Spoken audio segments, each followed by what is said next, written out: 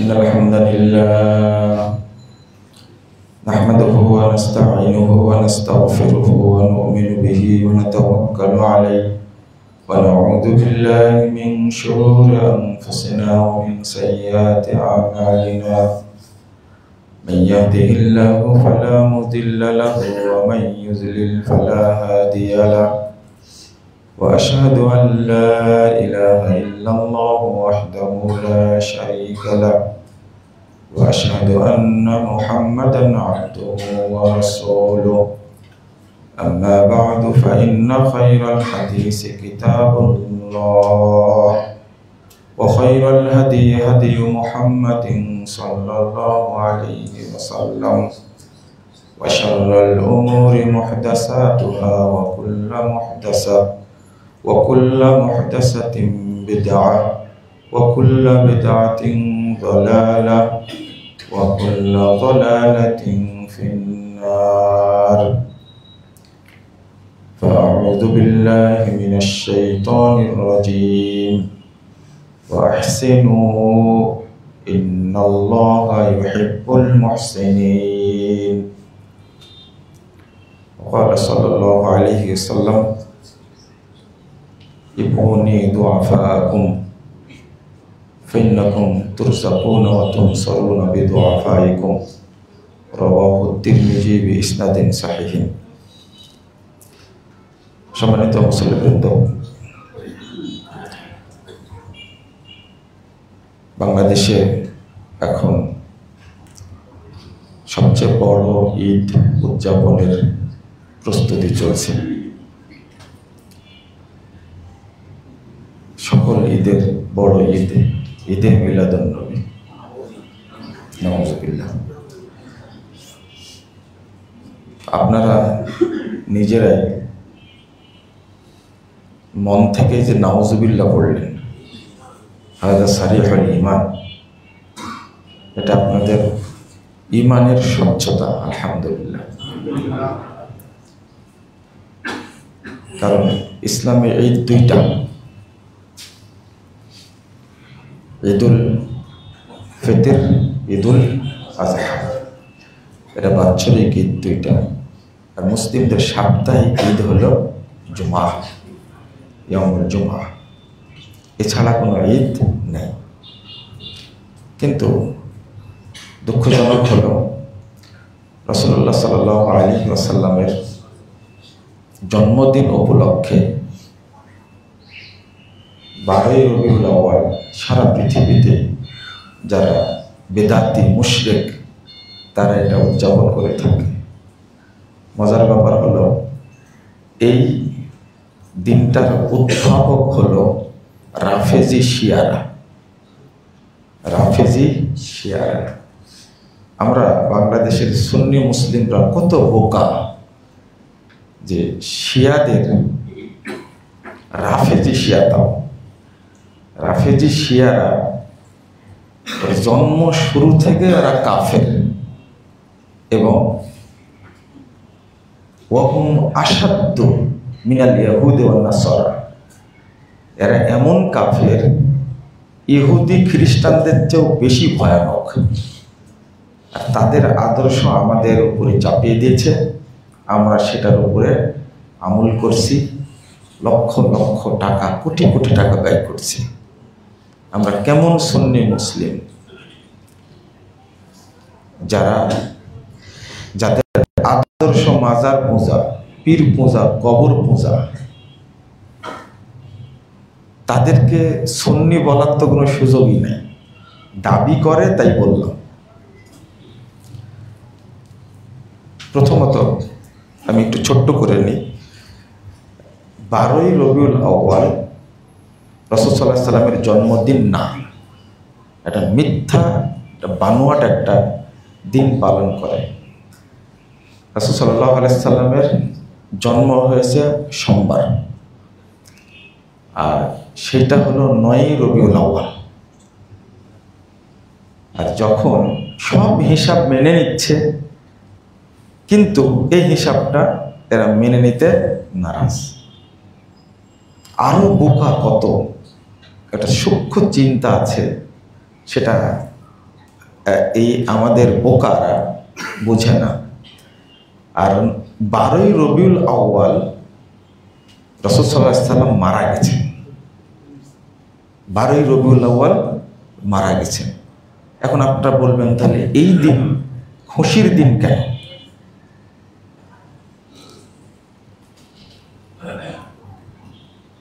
একটা হলো ফিরে যান 10ই মুহররমে ফিরে যান। এখানে সূক্ষ্ম একটা তথ্য আছে। 10ই মুহররম তারা শোক পালন করে, কারণ এই দিন কাকে শহীদ করা হয়েছে? হুসাইন রাদিয়াল্লাহু আনহুকে শহীদ করা হয়েছে। অথচ এই 10ই মুহররমটা মুসলিমের জন্য কিসের দিন?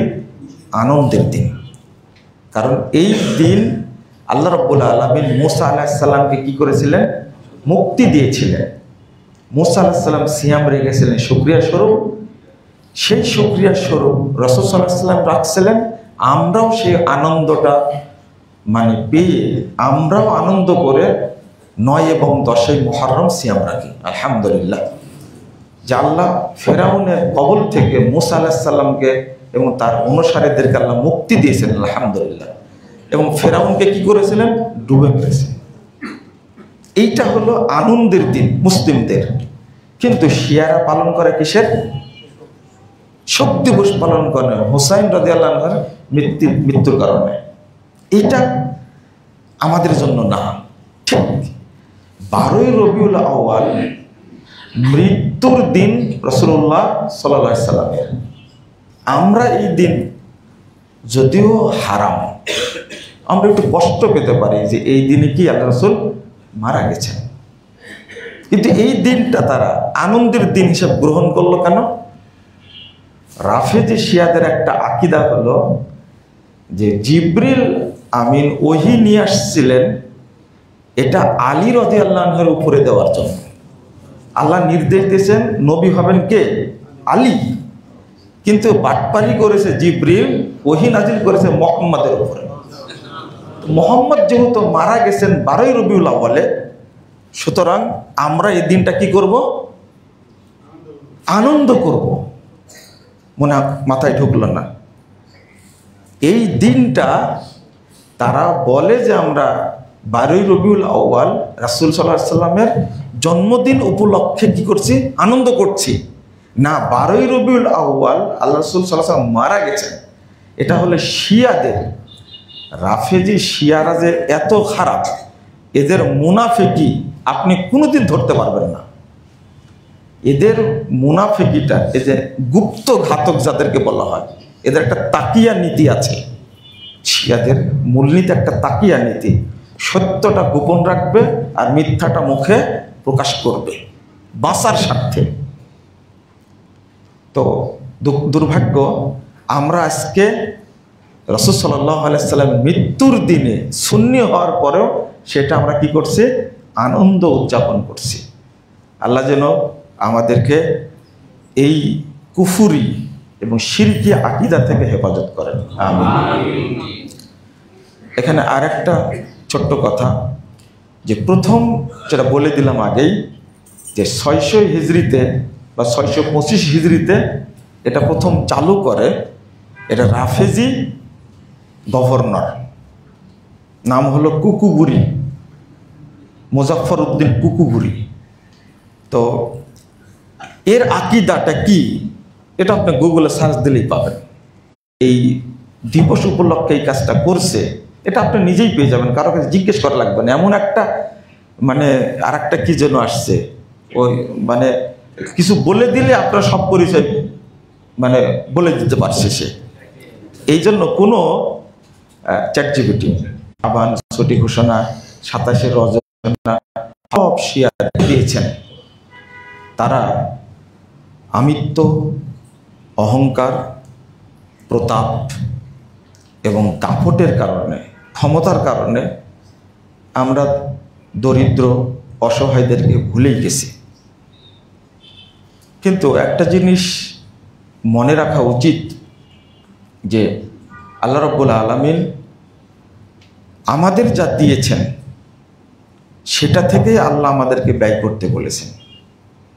অনেক গুণাগুণ আছে একজন মুমিনের, কিন্তু আল্লাহ কোরআনের শুরুতেই বলে দিচ্ছেন আল্লাযীনা ইউমিনুনা বিল গায়ব ওয়া ইউকিমুনাস সালাহ ওয়া মিম্মা রাযাকনাহুম ইউনফিকুন। আল্লাহ এই দুইটা জিনিস পাশাপাশি উল্লেখ করেছেন প্রায়, একটা সালাত আর একটা হলো ইনফাক ফি সাবিলিল্লাহ। আর আমরা অনেকেই মনে করি একটা জিনিস, আমার কারণেই তুমি বেঁচে আসো, আমি তোমাদের খেতে দিই। মানে আমরা এমন একটা পর্যায়ে গেছি যে শিরিকের পর্যায়ে পর্যন্ত গেছি। আপনি বলছেন আমি 10,000 মানুষকে খাওয়াই, মানে আপনার প্রতিষ্ঠানে হয়তো 10,000 মানুষ চাকরি করে, এটা আপনার একটা বড় অহংকার বা গর্ব। কিন্তু না, এই যে অহংকার এবং গর্ব এইভাবে আল্লাহর সামনে করা, আল্লাহ কত জায়গায় বলছেন অমিম্মা রাযাকনাহুম, আমি তাদেরকে যা রিজিক দিয়েছি, আল্লাহ বলছেন আমি দিয়েছি। ওয়ানফিকু মিম্মা রাযাকনাকুম, তোমরা তার থেকে ব্যয় করো যা আমি তোমাদেরকে দান করেছি। 1702 নম্বর হাদিস তিরমিজির মধ্যে এসেছে, এখানে পরিষ্কার করে দিয়েছেন রাসূলুল্লাহ সাল্লাল্লাহু আলাইহি ওয়াসাল্লাম বলছেন ইবগুনি দুআফাকুম, তোমরা তোমাদের মধ্যে যারা একবারে অসহায়, বিকলাঙ্গ, অক্ষম, তাদেরকে আমার কাছে নিয়ে আসো।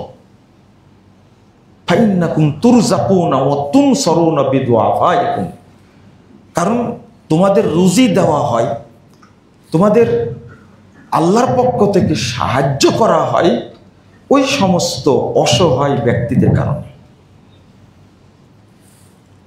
অক্ষম, যারা চলতে পারে না, 2 পাই নাই, 2 হাতই নাই অনেকের, এবং কারো চোখ নাই, কেউ কথা বলতে পারে না, এরা তো আল্লাহর সৃষ্টি।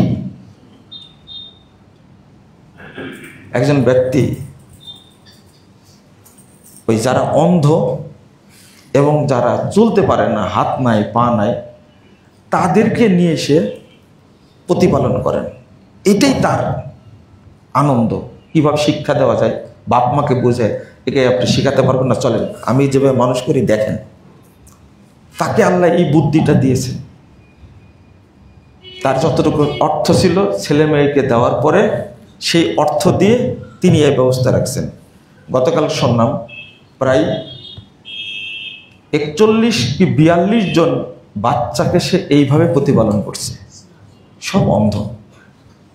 ফাইন্নাকুম তুরযাকুনা ওয়া তুনসারুনা বিদুআফাইকুম, রাসূল সাল্লাল্লাহু আলাইহি ওয়াসাল্লাম বলছেন তোমাদের উপরে রুজি নাজিল করা হয়, আল্লাহর পক্ষ থেকে রহমত, দয়া, সাহায্য নাজিল হয় ওই সমস্ত লোকদের কারণে, কিন্তু এদেরকে আমরা সবচেয়ে বেশি অবহেলা করি। এমনকি কত গর্ব করে বলছে আল্লাহ তোকে কানে বানাইছে, আমি তোকে খেতে দেবো কেন? আল্লাহর কাছে চা, আল্লাহ তোকে দরিদ্র বানাইছে। একজন মাদ্রাসার প্রিন্সিপাল দরখাস্ত করেছে, মরে গেছে, আল্লাহ তাকে মাফ করুক, দরখাস্ত করেছে, তো বলছে যে আমার কাছে দরখাস্ত করে তোর কী লাভ, তোকে আল্লাহ গরিব করেছে, আল্লাহর কাছে চা, আমি দরখাস্ত অনুমোদন করতে পারবো না। মানে এই দম্ভক্তি যেমন, অথচ হতে পারে এই দরিদ্র অসহায় লোকের কারণে আল্লাহ তাকে সম্মান দিচ্ছেন, এটা তো হতে পারে। কিন্তু আমরা এইভাবে অনেক সময় এমন কথা উচ্চারণ করি যে কথার কারণে আল্লাহ আমাকে মাফ করবেন না। কথা এবং এই যে ইগনোর করা, এই যে অবহেলা করা, তুচ্ছ তাচ্ছিল্য করা এত বড় অপরাধ। রাসূল সাল্লাল্লাহু আলাইহি ওয়াসাল্লামের যুগে আবু হুরায়রা রাদিয়াল্লাহু আনহু বলছেন কুতিলা রাজুলুন ফি গাজওয়াতিন, এক যুদ্ধে একজন ব্যক্তি শহীদ হয়ে গেল, মানে তাকে হত্যা করা হয়েছে। ফাবাকাত বাকিয়াত, একজন ব্যক্তি মহিলা কাঁদছে, আশাহিদা চিৎকার করে বলছে হে শহীদ, তোমাকে আল্লাহ তো শহীদ করে নিয়ে গেছেন, তোমার কত মর্যাদা। চিৎকার করে কাঁদছে। ফাসামিয়া রাসূলুল্লাহ সাল্লাল্লাহু আলাইহি ওয়াসাল্লাম, আল্লাহ রাসূল শুনতে পেলেন তার এটা। তখন আল্লাহ রাসূল বলছেন, মা ইউদরিকা শাহীদ, ও শহীদ হয়নি। রাসূল সাল্লাল্লাহু আলাইহি ওয়াসাল্লাম একজন সাহাবী, যুদ্ধে গেছেন, যুদ্ধে মারা গেছেন। বলছে না শহীদ হয়নি। তুমি শহীদ চিল্লাছো না কেন? শহীদ হয়নি? মিম্মা ইয়াতাকাল্লামু মা লা ইউনিহি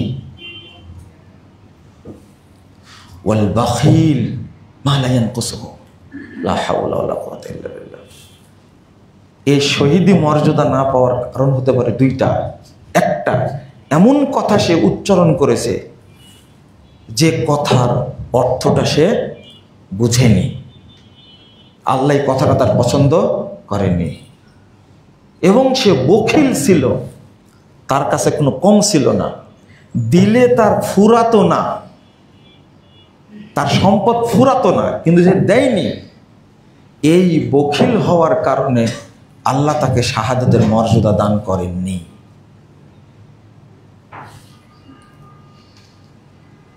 শহীদ ব্যক্তির ঋণ যদি থাকে আল্লাহ মাফ করেন না, হাদিসটা আসছে। কিন্তু আশ্চর্যজনক যে একজন ব্যক্তি শহীদ হয়েছে, আল্লাহ শাহাদাত শহীদ হিসাবে কবুল করেননি এই দুইটা কারণে। একটা হলো তার মুখ ভালো না, মুখ দিয়ে যা ইচ্ছা তাই বলে ফেলে। আর দুই নম্বর, তার সম্পদ আছে, দিলে কখনো গরিব হবে না, দিলে কখনো গরিব হবে না, অথচ দেয়নি। এই ব্যক্তি যুদ্ধের মাঠে যুদ্ধ করতে করতে কাফেরদের আঘাতে মারা যাওয়ার পরেও সে শাহাদাতের মর্যাদা লাভ করতে পারেনি। এই হাদিসটা আপনি কোথায় রাখবেন? আপনি চাইলেই মুখ দিয়ে যা ইচ্ছা তাই বলে দেবেন? আর আপনার কি সম্পদের অভাব? একটা ফকিরকে দিলে আপনি কয় টাকা দেন? 10 টাকা দেন, 20 টাকা দেন। আপনি চিন্তা করে দেখেন কতদিন আগে একটা ফকিরকে 50 টাকা দিয়েছেন। এই সিগনালে গাড়ি দাঁড়ায়, 10 টাকা করে দিলে 10টা সিগন্যাল পাবেন, হয়তো 20 জন ফকির পাবেন, 20 কোটি কয় টাকা হলো? আপনি 20 জনকে 10 টাকা করে দিলে 200 টাকা যাবে, কিন্তু আপনি বহু টাকার মালিক। একটা হোটেলে ঢুকলেই আপনার কত টাকা বিল হয়? আর এলিভেটেডে উঠলে আপনাকে দেওয়া হলে 80 টাকা। বড় গাড়ির কত না তা জানি না, উঠলে আপনার 80 টাকা দেওয়া লাগবে। যতবার ঢুকবেন 80 টাকার কমে ওকে বের হতেই দেবেন আপনাকে। আর সেখানে আপনার জন্য 10টা টাকা এত ভারী, আপনি তার দিকে তাকাবেনও না। ও দরজা ঠোকাচ্ছে এইভাবে, আপনার কোনো খেয়াল নেই। ওর চাহিদা 10 টাকার বেশি না, কিন্তু আপনি দিবেন না। এগুলো কি মিন করে? প্রথম কথা হলো এরা সবাই বড় বড় ফ্ল্যাটের মালিক, ভিক্ষা করছে এমনি। এটা আপনার ধারণা, হতেও পারে, অনেক আছে। কিন্তু আপনার গ্রামে যে ধনী গরিব লোকগুলো আছে তাদের কি অবস্থা? আপনি এই চিন্তা না করে বাইরে চিন্তা করেন। আল্লাহ রাব্বুল আলামিন বলছেন, ওয়াহসিনু ইন্নাল্লাহা ইউহিব্বুল মুহসিনিন, তোমরা মানুষদের প্রতি ইহসান করো, আল্লাহ রাব্বুল আলামিন তোমাদেরকে ভালোবাসবেন। এই যে আল্লাহর ভালোবাসাটা আপনি যদি পেয়ে যান, আপনার দুনিয়াবী জীবন, কবরের জীবন, হাসরের জীবন, ফুলসিরাতের জীবন সব কিছু হালকা হয়ে যাবে, সহজ হয়ে যাবে ইনশাআল্লাহ। কিন্তু আমরা এই জিনিসটা বুঝতে চাই না। রাসূলুল্লাহ সাল্লাল্লাহু আলাইহি ওয়াসাল্লাম একদিন বেলাল রাদিয়াল্লাহু আনহুকে দেখতে গেছেন। বেলাল রাদিয়াল্লাহু আনহুকে দেখতে গেছেন, অসুস্থ। ফাআখরাজা সুবরাম মিন তামরিন, তো বেলাল রাদিয়াল্লাহু আনহু কয়েকটা খেজুর তাকে দিয়েছে। আল্লাহ রাসূল বলছেন, মা হাদা ইয়া বেলাল, বেলাল এটা কোথায় পেলে? তো বলছে, ইত্তাখারতু ইয়া রাসূলুল্লাহ, আমি এটা রেখে দিয়েছিলাম। মানে রাসূল সাল্লাল্লাহু আলাইহি ওয়াসাল্লাম হঠাৎ গেছেন, আর তুমি হঠাৎ খেজুর বের করলে, নিঃসন্দেহে জমা করে রাখছিলে ঠিকই। ইত্তাখারতু ইয়া রাসূলুল্লাহ। একদিকে বেলাল রাদিয়াল্লাহু আনহু খুবই দরিদ্র মানুষ, গোলাম মানুষ, এরপরে কালো কুৎসিত একটা মানুষ, এরপরে অসুস্থ। এই অসহায়ত্ব, এই পরিবার, এই সময় রাসূল সাল্লাল্লাহু আলাইহি ওয়াসাল্লাম গেছেন, দুটা খেজুর বের করে দিয়েছেন। তখন আমি রাসূল বলছেন, আমা খিফতা আন তাসমা বুখারান ফিন্নার। বেলাল, তুমি কি ভয় করো না? তুমি কি কানে জাহান্নামের তাপের শব্দ পাও না? তুমি জমা করে রাখছো। আনফিক ইয়া বেলাল, বেলাল তুমি দান করে দাও। লা তাখাফান্না দিল আরশে ইকলিলা, তুমি মনে করো না আরশের মালিকের কাছে কম আছে, জমা করে রাখলে আল্লাহ দিবেন না, দান করে দিলে আল্লাহ বন্ধ করে দিবেন, এই চিন্তা করো না, আরশের মালিকের কাছে কম নাই। এখন আমি আপনি যদি বিশ্লেষণ করি, বেলাল রাদিয়াল্লাহু আনহুর মতো একজন অসহায় সাহাবীর বাড়িতে গিয়ে একটা গোলাম, দরিদ্র, অসুস্থ মানুষের কাছে দুইটা খেজুর বের করে দিয়েছেন। রাসূল সাল্লাল্লাহু আলাইহি ওয়াসাল্লাম সেটাই সহ্য করতে পারেননি, বলে দিলেন কি, আমা খিফতা আন তাসমা বুখারান ফিন্নার, তুমি জাহান্নামের তাপের যে শব্দ, এই শব্দ কি এইগুলো খেজুর রেখে তুমি কানে পাও না? আমার আপনার সম্পদের তো অভাব নেই। 5,000 কোটি টাকা এফডিআর করে রাখছে, কেউ 300 কোটি টাকা, 500 কোটি টাকা, অলস টাকা ফেলে রাখছে। তাদের কি হবে আমরা জানি না, আল্লাহ রাব্বুল আলামিনই ভালো জানে। থাকি তো 10 তলায়, গেটে 2 জন দারোয়ান থাকে, ফকির যাওয়ার তো কোনো সুযোগই নেই। বাড়িতে একটা কোটা রাখতে পারতেন। 10 তলার একটা বিল্ডিংয়ে আমার জানা 55টা পরিবার থাকে। আমার যে বিল্ডিংয়ের কথা বলছি 55টা পরিবার থাকে। ওই বাসার 2টা গেট, 6 জন দারোয়ান আছে। ওখানে কোনো ফকির মিসকিন ঢুকতে পারবে না। মুহাম্মদুর রাসূলুল্লাহ সাল্লাল্লাহু আলাইহি সাল্লাম বলছেন যে মা ইউখরিজুর রাজুলুস মানে সাদাকা হাত্তা ইয়াহুক্কা লাহইয়া 70 শাইতানান।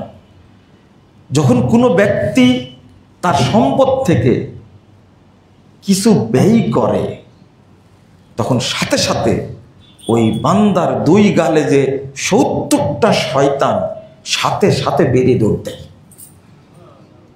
মানে শয়তান তাড়ানোর তো অনেক দোয়া আছে, 2 গালে যে 70টা শয়তান থাকে, এই শয়তান তাড়ানোর একমাত্র অস্ত্র হলো কি?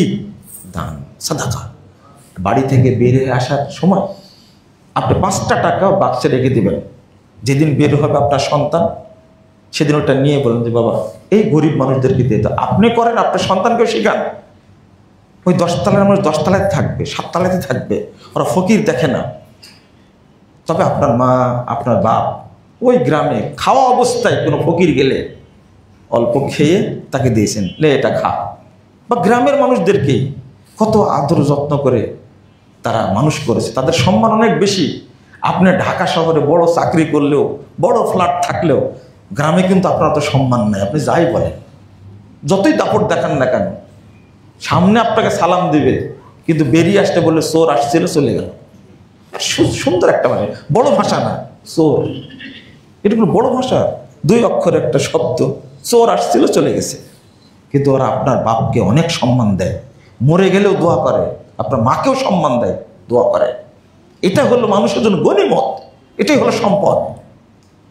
আপনিও তাকান, সবাই এরকম না। বহু মানুষ আছে গ্রামের মানুষ নিয়ে পাগল, তারা যাতায়াত করে, দেখে মানুষদেরকে, ভক্তি সহ দেখে।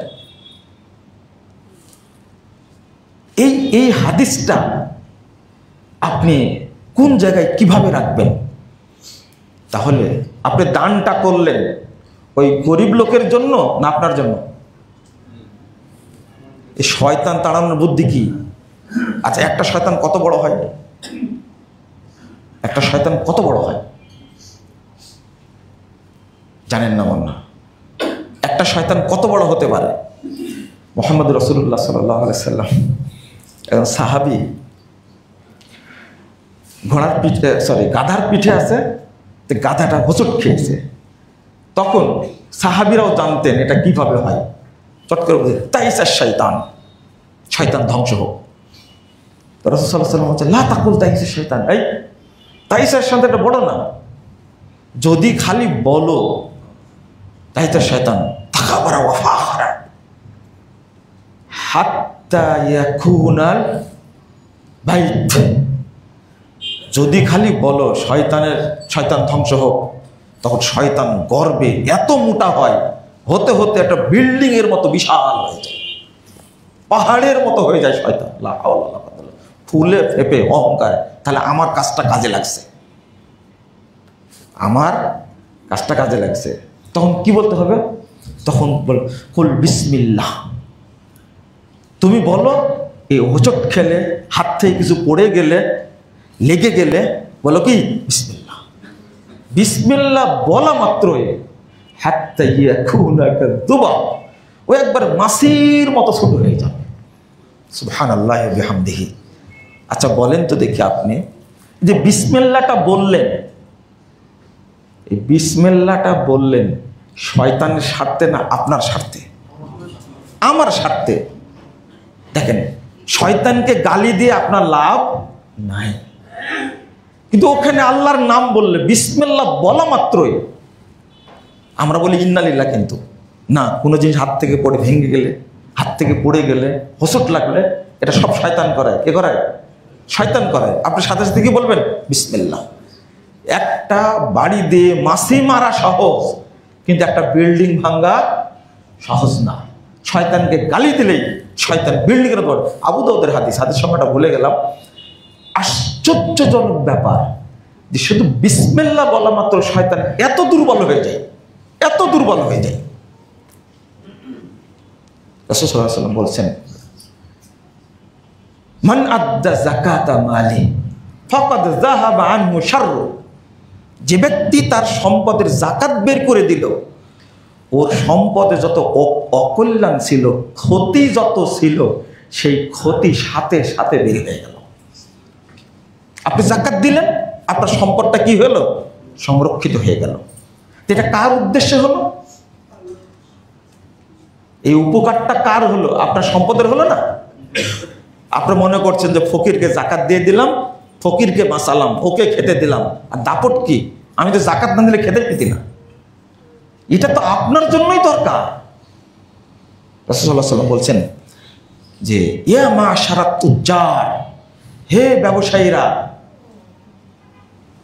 ইন্নাশ শাইতানা ওয়াল ইসমা ইয়াহদুরানি ফি বাইইকুম ফাশুবু বাইআকুম বিসসাদাকা। হে ব্যবসায়ীরা, শিল্পপতিরা, তোমরা মনে রেখো, তোমাদের সম্পদের মধ্যে ইবলিস এবং ক্ষতি লুকিয়ে থাকে। ফাশুবু বাইআকুম বিসসাদাকা, সাদাকা দেওয়ার মাধ্যমে তোমরা তোমার সম্পদকে পবিত্র রাখো, সংরক্ষণ করো, হেফাজত করো। তো এটা কার স্বার্থে? আমরা জিনিসটা বুঝি না। আমরা অহংকার করি গরিবদের দান করার কারণে। এই জন্যই এই বখিল অহংকারীকে আল্লাহ রাব্বুল আলামিন এত অপদস্থ করবেন, এতটাই অপদস্থ করবেন, মৃত্যুর সময় অপদস্থ করবেন, কবরে অপদস্থ করবেন, হাসরের মাঠে অপদস্থ করবেন, সে বুঝবে না। এবং আরো গুরুত্বপূর্ণ বিষয় হলো, রাসূলুল্লাহ সাল্লাল্লাহু আলাইহি সাল্লাম বলছেন, কাল কিয়ামতের মাঠে আল্লাহ রাব্বুল আলামিন নিজে বাদী হবেন, নিজে বাদী হবেন একজন দরিদ্র মানুষের পক্ষে। বলবে, ইন্নী মারিস্তু ফালাম তাউদনি, বান্দাকে ডেকে বলে, এই শোনো, তোমার অনেক সম্পদ ছিল, আমি অসুস্থ ছিলাম, কিন্তু তুমি আমার সেবা করোনি। তো আল্লাহ যখন কারো বিরুদ্ধে বাদী হবে, ওই ব্যক্তির মুক্তির কোনো সুযোগ আছে? কোনো সুযোগ নেই। তখন বলবে ব্যক্তি, কাইফা আউযু আনতা রাব্বুল আলামিন, আপনাকে আমি কিভাবে সেবা শুশ্রূষা করব, চিকিৎসা করব? আপনার জগৎ সময়ের রব। আল্লাহ বলবেন, আমার অমুক বান্দা অসুস্থ ছিল, তুমি তার সেবা যদি করতে, তাহলে আজকে আমার কাছে তার প্রতিদান পেতে। ওমা তুনফিকু মিন খায়রিন ইউআফা ইলাইকুম। আল্লাহ রাব্বুল আলামিন বলছেন, তোমরা যা দান করবে পূর্ণ মাত্রায় তোমাদেরকে সেই প্রতিদান দান করা হবে। আল্লাহ তো আমাকে আপনাকে মাহরুম করবেন না।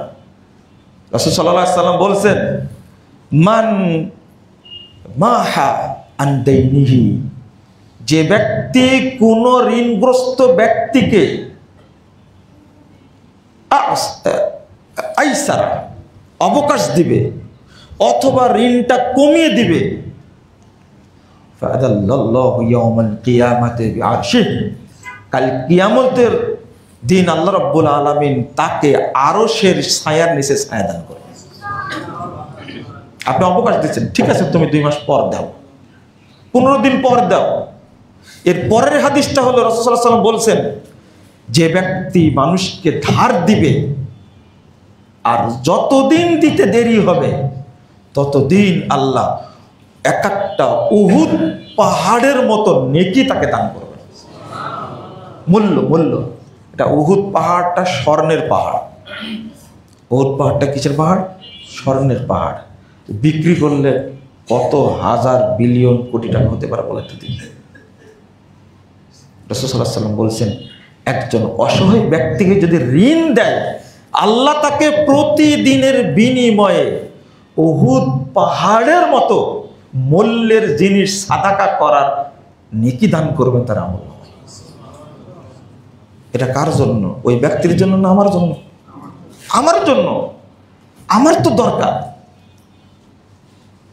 কিন্তু আমাদের অহংকার এবং গর্ব অনেক দূরে চলে গেছে।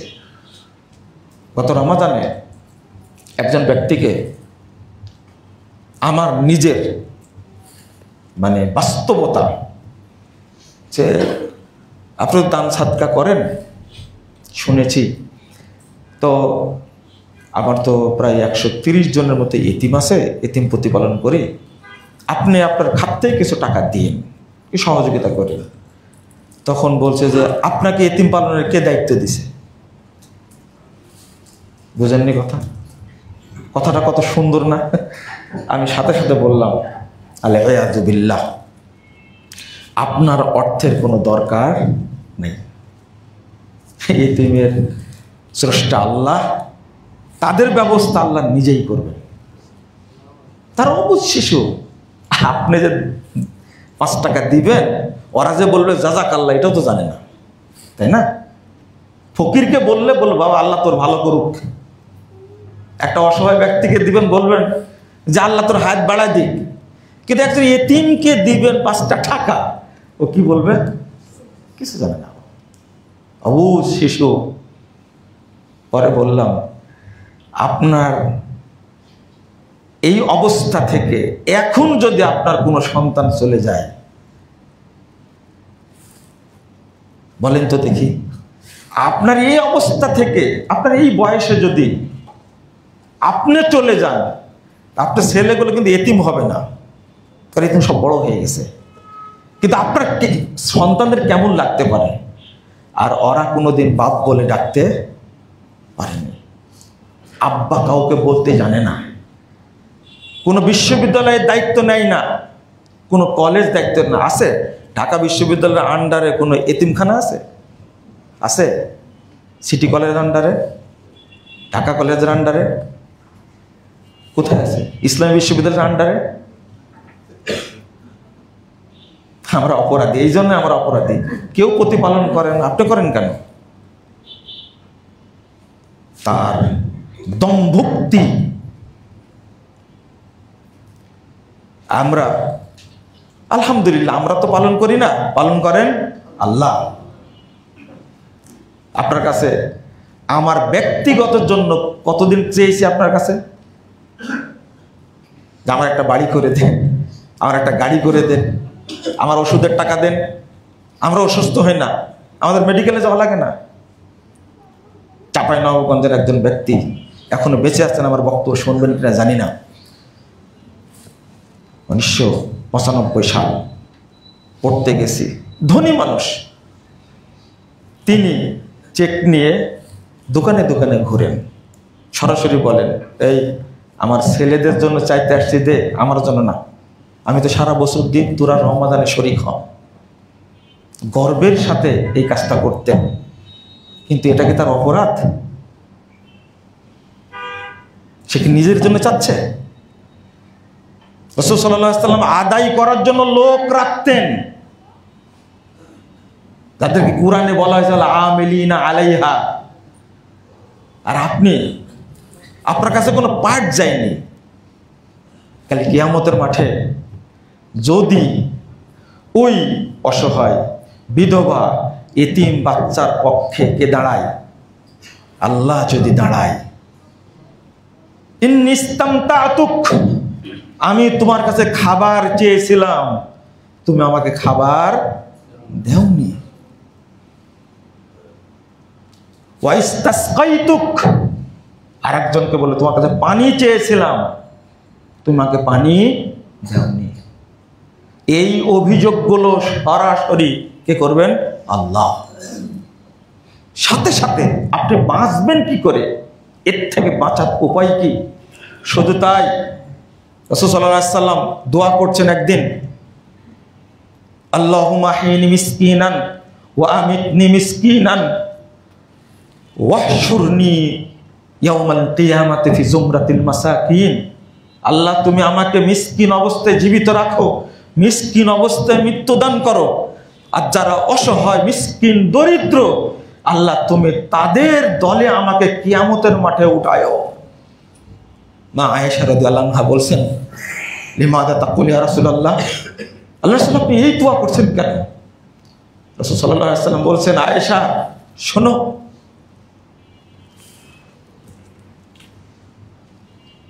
ইয়াদখুলু ফুকারাউল মুমিনিন ফিল জান্নাহ ক্বাবলা মিয়াতি সানা, 500 সানা।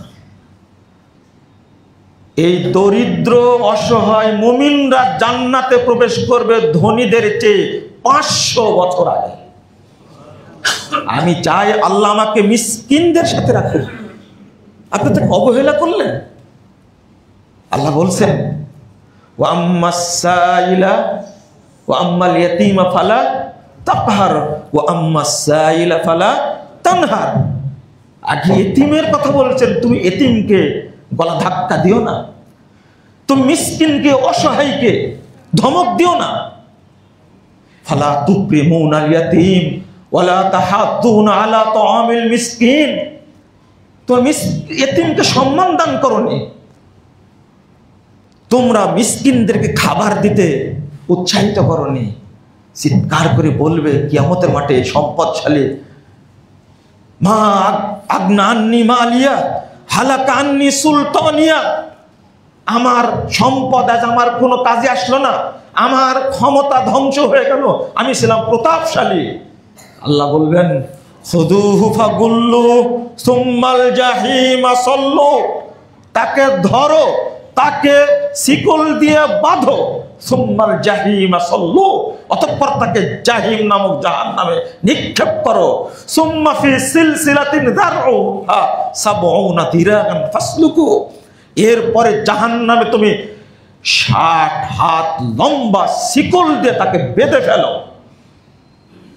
ইন্নাহু লা ইউমিনু বিল্লাহিল আযীম ওয়ালা ইয়াহুদ্দু আলা তাআমিল মিসকিন, এর মিসকিনকে খাওয়াতে উৎসাহিত করেনি, এই শরীয়তের প্রতি সে ঈমান আনেনি। এইগুলো ঘটনা ঘটতে পারে। আল্লাহর নির্দেশটা কি? ফাখুযুহু ফাগুল্লু সুম্মাল জাহিমা সাল্লু সুম্মা ফি সিলসিলাতিন দারউহা সাবউনা দিরান ফাসলুকু। কি নির্দেশ! জিজ্ঞেস করবে, মা সালাকাকুম ফি সাকার, তোমাদেরকে কিসে সাকার নামক জাহান্নামে নিয়ে আসছে? লাম নাকু মিনাল মুসাল্লিন ওয়া লাম নুতইমুল মিসকিন। আমরা নামাজ পড়তাম না, মিসকিনকে খাওয়াইতাম না। আপনি সেই মিসকিনকে এইভাবে ইগনোর করেন, বিধবাকে আপনি এইভাবে তাচ্ছিল্য করেন। এতিমকে বলছেন সম্মান দিতে। রাসূল সাল্লাল্লাহু আলাইহি সাল্লামের কাছে এক সাহাবী এসে বলছে, আল রাসূল, আমার মনটা খুব কঠিন, মনটা খুব কঠিন, মনটা নরম না। এই হাদিসের ব্যাখ্যা আসছে, হাড় ধড়ফড় করে, হাড় ধড়ফড় করে। রাসূল সাল্লাল্লাহু আলাইহি সাল্লাম তাকে বলছেন, ইন তুরিদু আন তানিলা কলবুক ফামসা রাসাল ইয়াতীম ওয়া আতইমিল মিসকিন।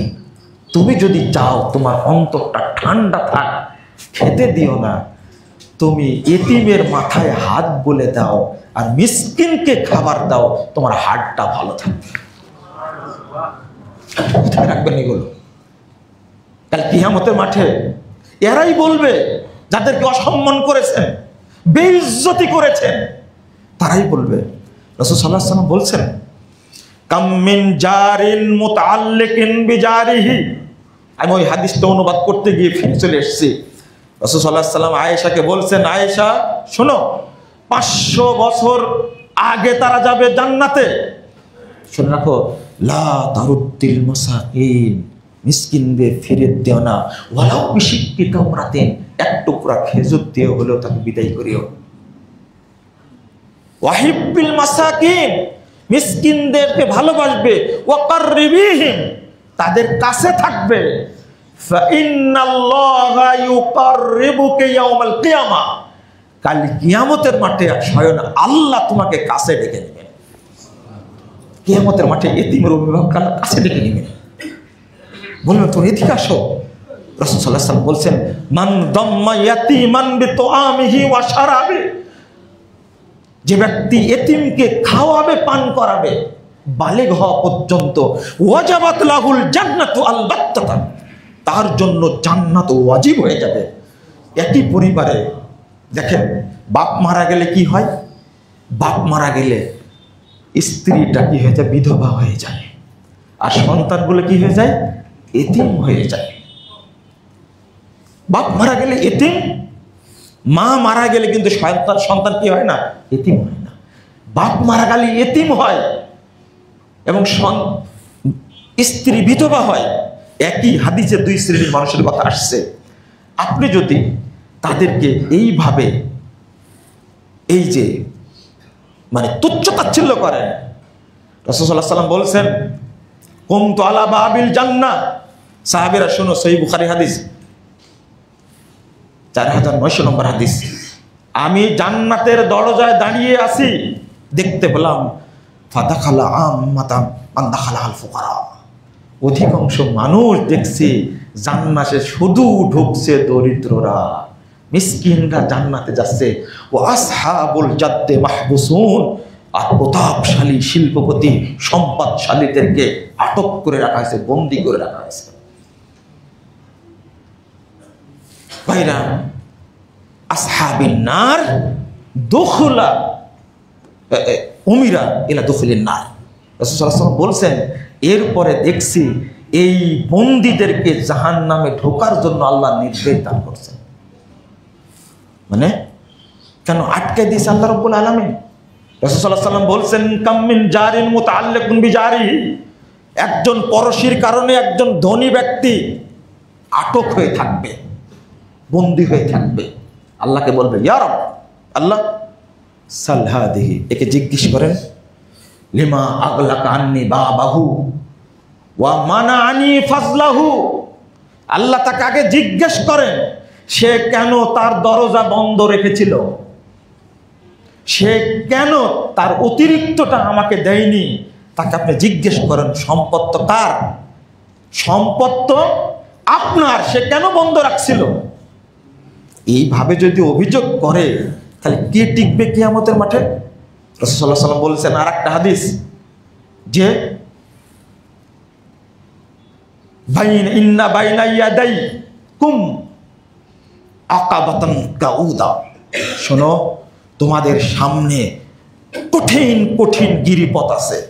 গিরিপথ বলতে কবর আছে, হাসর আছে, তারপরে ফুলসিরাত আছে, কাঠগড়া আছে। মুখ কারো সুন্দর হবে, কারো কুৎসিত হবে। কাউ আকাবাতান কাউদা, বড় বড় সামনে বিপদের গিরিপথ আছে। লা ইয়ানজু মিনহা ইল্লা কুল্লু মুখিফিন, এখান থেকে কেউ বাঁচতে পারবে না, কেবল যারা সাধারণ জীবনযাপন করেছে তারাই কেবল এখান থেকে বাঁচতে পারবে। প্রথম মঞ্জিলের কথা যদি আপনি শুনবেন, জটিল মৃত্যুর মঞ্জিল। আল্লাহ আমাদেরকে মাফ করুক। রাসূল সাল্লাল্লাহু আলাইহি ওয়াসাল্লাম বলছেন, তাআফাতুহুমুল মালায়েকা, ফেরেশতারা আসবে তাদেরকে জান কবজ করার জন্য। ইয়াদরিবুনা বুজুহাহুম ওয়া আদবারহুম ওয়া যুকু আযাবাল হারিক। 50 নম্বর আয়াত সূরা আনফাল। এই অসংখ্য ফেরেশতা তার মুখে মারবে, পিঠে মারবে। মুখ প্যাকনা দিয়ে ঘুরায় নিলেন, পিঠটা দেখা দিলেন, মুখেও মারবে, পিঠেও মারবে। যখন চিৎকার করবে তখন বলবে যুকু আযাবাল হারিক, এখন জাহান্নামের শাস্তিটা ভোগ করো। এরপরে বলবে হাত্তা ইযা জাহাদুমুল মাউত ক্বালা রাব্বিরজিউন, আল্লাহ দুনিয়াতে ফেরত দাও, আল্লাহ ফেরত দাও। ফেরত দিলে আমি সবকিছু দিয়ে দিব। লাআল্লি আ'মালু সালিহান ফীমা তারাক, যে আমলটা করতে পারিনি, ইনফাক ফি সাবিলিল্লাহ, এটা আমি করব, আল্লাহ তুমি আমাকে ছাড় দাও। আল্লাহ ছাড় দেবেন, তাই না? কাল্লা ইন্নাহা কালিমাতুন ওয়া কায়লুহা লা হাওলা ওয়ালা কুওয়াতা, না না, তোমার কথার কথা মাত্র। আল্লাহ আরো বলবেন, সূরা মুনাফিকুনের মধ্যে আসছে, এরা হলো মুনাফিক। রাসূল সাল্লাল্লাহু আল্লাহ রাব্বুল আলামিন ফাআকাবা নিফাকান ফি কুলুবিহিম, তারা দান করার কারণে, বখিল হওয়ার কারণে আল্লাহ তাদের অন্তরের মধ্যে নিফাকটাকে ঢেলে দিয়েছেন। ইলা ইয়াউমিল কিয়ামা, কিয়ামত পর্যন্ত নিফাকটা তাদের মধ্যে থাকবে। ওয়ানফিকু মিম্মা রাযাকনাকুম মিন ক্বাবলি আন ইয়াতি আহাদাকুমুল মাউত ফায়াকুলু রাব্বি লাউলা আখখারতানি ইলা আজালিন করিব। আল্লাহ বলছেন, যখন মৃত্যু চলে আসবে বলবে লাউলা আখখারতানি ইলা আজালিন করিব, একটু সময় দাও আল্লাহ, একটু সময় দাও, ফাআসাদদাকা ওয়া আকুম মিনাস সালিহিন, তাহলে আমি সাদকা করব, সৎ বান্দাদের অন্তর্ভুক্ত হয়ে যাব। আল্লাহ সময় দিবেন, ওয়ালা ইউআখিরাল্লাহু নাফসান ইযা জাআলা, ধমক দেবেন, আরে না, অনেক সময় দেওয়া হয়েছে, 1 সেকেন্ড বৃদ্ধি করা হবে না। যখন জাহান্নামে ফেলে দেওয়া হবে, শেষ অনুবাদ করে শেষ করে দিই, মুহাম্মদুর রাসূলুল্লাহ সাল্লাল্লাহু আলাইহি ওয়াসাল্লাম অনেক হাদিস বলেছেন, কিন্তু কোরআনের এই আয়াতটা একটু শুনলেই কত পরিষ্কার হবে। ইয়াউদ্দুল মুজরিমু লাউ ইয়াফতাদি মিন আযাবি ইয়াউমাইযিন বিবানি, সূরা মাআরিজ। ও চাইবে যে এই কিয়ামতের মাঠে সবকিছু দিয়ে আমি বেঁচে যাই। ওয়া সাহিবাতিহি ওয়া আখি ওয়া ফাসিলাতিহি আল্লাতী তুবি ওয়া মান ফিল আরজি জামিআ সুম্মা ইনজি, বলতেই থাকবে, আল্লাহ তুমি আমার সন্তানদেরকে জাহান্নামে দাও, আমাকে বাঁচাও, আমার ভাইকে, আমার স্ত্রীকে, আমার যারা পরিবারের যারা আত্মীয় স্বজন তাদেরকে জাহান্নামে দাও, আমাকে বাঁচাও। শেষ পর্যন্ত বলবে ওয়ামান ফিল আরজি জামিআ সুম্মা ইনজি, শুধু এরা না, পৃথিবীতে যত মানুষ এসেছিল সবাইকে তুমি জাহান্নামে দাও, আল্লাহ আমাকে বাঁচাও আল্লাহ। তখন মনে পড়েনি? আল্লাহ বলছেন কাল্লা ইন্নাহা লাযা নাযাতান লিশ-শাওয়া তাদউ মান আদবারা ওয়া তাওয়াল্লা ওয়া জামাআ ফাওয়া। আল্লাহ জবাব দিচ্ছেন, না না, এটা লাজা নামক জাহান্নাম, আগুনের লেলিহান শিখা, তোমাকে একবারে চূর্ণ বিচূর্ণ ভাবে ছেড়ে ছেড়ে খাবে। তোমাকে ডাকবে, যে পালাইছে, পিঠ ফিরেছে, তাকে ডেকে নিবে। আল্লাহ বলছেন ওয়া জামাআ ফাওয়া, কেন? তুমি কি করেছিলে? সম্পদ জমা করেছিলে আর সেইগুলোকে সংরক্ষণের ব্যবস্থা করেছিলে। আজকে বাঁচার চেষ্টা করছো, বাঁচার কোনো সুযোগ নাই।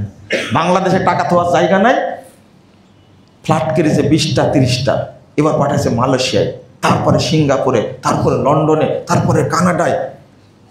একজন খবিস 620টা বাড়ি কিনেছে লন্ডনে। চিন্তা করতে পারছেন এর কত টাকা লাগবে? হাজার হাজার কোটি টাকা। আপনাদের টাকা নাই? দেশের মরিচের দাম হয়ে যায় মাঝে মাঝে 400 টাকা কেজি, আলুর দাম হয়ে যায় 300 টাকা কেজি, আর টাকাওয়ালাদের টাকার শেষ নাই। ধরা পড়লে 5 কোটি, ধরা পড়লে 2 কোটি, 3 কোটি টাকা তারা জমা করে রাখছে বাড়ির মধ্যে। দেশটাকে ভুন্ডুল করে দিয়েছে। এইগুলো সব দরিদ্রদের খাবার তারা মেরে রাখছে। মধ্যবিত্ত লোকেরা পড়েছে এখন বিপদে। বন্যা আসছে, এই টাইমটা খুব দুর্যোগের টাইম। আমি শেষে আপনাদের কাছে বলতে চাই, আপনারা হাতটা খুলে মানুষকে দেওয়ার চেষ্টা করুন। আল্লাহ আপনার দানে বরকত দান করবেন ইনশাআল্লাহ। তবে অবশ্যই বেদাতি কোনো কারখানায় দিবেন না, মনে যেন থাকে। বেদাতি কোনো এতিমখানায় দিবেন না, ওরাই বড় হয়ে আহলে হাদিস মসজিদ ভেঙে দিবে। হেফজখানায় দিবেন বেদাতির জায়গায়, ওরাই বড় হয়ে আহলে হাদিস মসজিদ আগুন দিয়ে পুড়াই দিবে, মামলা দিয়ে দিবে। অজান্তেই সিলেটে মামলা হয়, তারপরে চিটাগাঙ্গে মামলা হয়, খুলনায় মামলা হয়, হতেই আছে। কোন দিকে যাবেন আপনারা? শুধু 2টা কথা, হক কথা মুখে বলার কারণে এই অবস্থাটা হয়। বন্ধুরা আমার, আমি অনুরোধ করব, আল্লাহ যেন কাল কিয়ামতের মাঠে আমাদের বিরুদ্ধে বাদী না হয়। আল্লাহ যেন আমাদের মুক্তি দান করেন। আল্লাহ রাব্বুল আলামিন যেন আমাদের দরিদ্রতাকে হেফাজত করেন। আল্লাহ আমাদের দেশটাকে যেন ধনী করে দেন। আমিন রাব্বুল আলামিন। আল্লাহ যেন আমাদের উপর রহম করেন এবং আমাদেরকে যেন আল্লাহ জান্নাতুল ফেরদাউসের মেহমান হিসাবে কবুল করে নেন। একটু ফিলিস্তিনের দিকে তাকায় দেখবেন, সেখানে খাদ্যের কি হাহাকার, খাবার নাই, কত শিশু মারা যাচ্ছে, কিন্তু আমার অন্তর ফাটে না। একটু চিন্তা করুন, দেওয়ার কোনো পথ নাই। যদি পথ থাকে, ফিলিস্তিনি ভাই বোনদের জন্য কিছু পাঠানোর ব্যবস্থা করুন। আমরা উৎসাহিত করতে পারি, বলতে পারি, আমাদের সম্পদে যতটুকু সামর্থ্য ততটুকু দিতে পারি। আপনারা শরীক হবেন আর অন্তর করে আল্লাহর কাছে বলবেন, আল্লাহ তুমি ফিলিস্তিনদেরকে হেফাজত করো। এইরকম জমিনের উপরে এইরকম অত্যাচার পৃথিবীতে কোনো জাতির উপরে হয়। তারপর হচ্ছে আল্লাহ যেন ইহুদিদেরকে ধ্বংস করে দেন, সারা পৃথিবীতে নিশ্চিন্ন করে দেন। আল্লাহ যেন খ্রিস্টানদেরকে যারা জালেম, আল্লাহ যেন তাদেরকে ধ্বংস করে দেন। আমিন রাব্বুল আলামিন। বারাকাল্লাহু ফিকুম ওয়া জাযাকুমুল্লাহু খাইরান।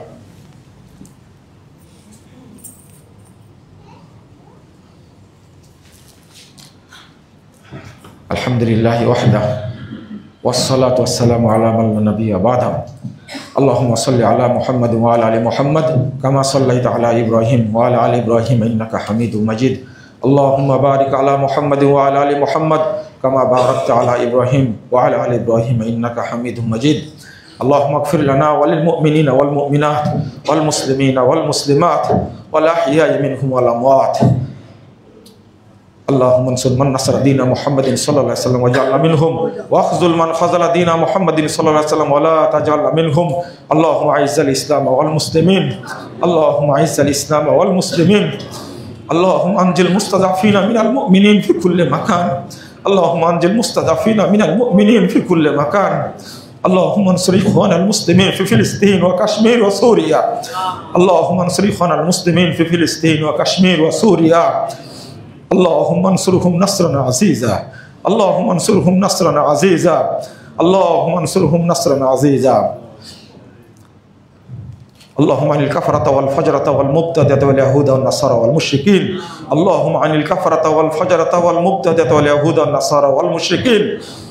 اللهم شقق شملهم ومزق جمعهم وخرب بنيانهم ودمر ديارهم وأنزل بهم بأسك الذي لا ترده عن القوم المجرمين، وأنزل بهم بأسك الذي لا ترده عن القوم المجرمين. اللهم اشدد وطأتك على اليهود والنصارى والمشركين، اللهم اشدد وطأتك على اليهود والنصارى والمشركين. اللهم دمرهم تدميرا، اللهم دمرهم تدميرا يا قوي يا عزيز. اللهم إنا نستعينك ونستغفرك ونتوب إليك ونثني عليك الخير. اللهم إياك نعبد ولك نصلي، نرجو رحمتك ونخشى عذابك، إن عذابك الجد بالكافرين ملحق. ربنا آتنا في الدنيا حسنة وفي الآخرة حسنة وقنا عذاب النار. ربنا فاغفر لنا ذنوبنا وكفر عنا سيئاتنا وتوفنا مع الأبرار. ربنا عليك توكلنا وإليك عنبنا وإليك المصير.